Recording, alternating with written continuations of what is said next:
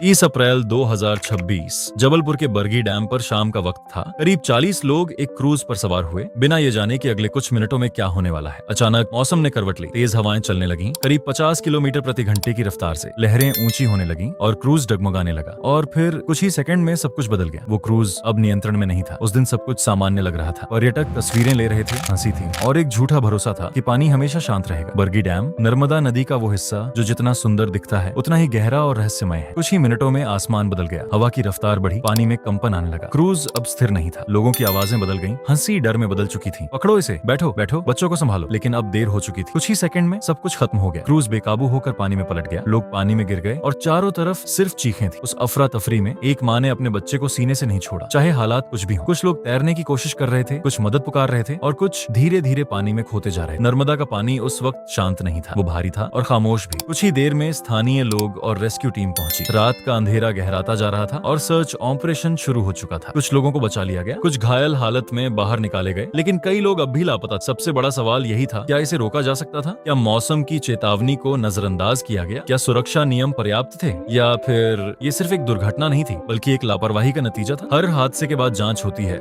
Report बनती है, बयान दिए जाते हैं, लेकिन सवाल वही रहता है, क्या बदलाव होता है या फिर सब कुछ दिनों बाद भूल दिया जाता है? उस दिन सिर्फ लोग नहीं डूबे, परिवार टूट गए। एक तरफ राहत की सांस थी और दूसरी तरफ उन घरों में सन्नाटा था जहां कोई लौट कर नहीं आया। लेकिन हर अंधेरी कहानी का एक उजाला भी होता है। इस हादसे ने एक बात साफ कर दी, प्रकृति के सामने लापरवाही की कोई जगह नहीं होती। अब जरूरत है सख्त नियमों की, बेहतर निगरानी और सबसे जरूरी जिम्मेदारी। बरगी डैम की लहरें आज भी वैसी ही हैं, शांत भी और खतरनाक, लेकिन उस दिन की गूंज अब भी सुनाई देती है। प्रकृति दुश्मन नहीं है, लेकिन उसे हल्के में लेना सबसे बड़ी गलती है। 30 अप्रैल 2026 सिर्फ एक तारीख नहीं थी, वो एक चेतावनी थी जो शायद हमने बहुत देर से सुनी।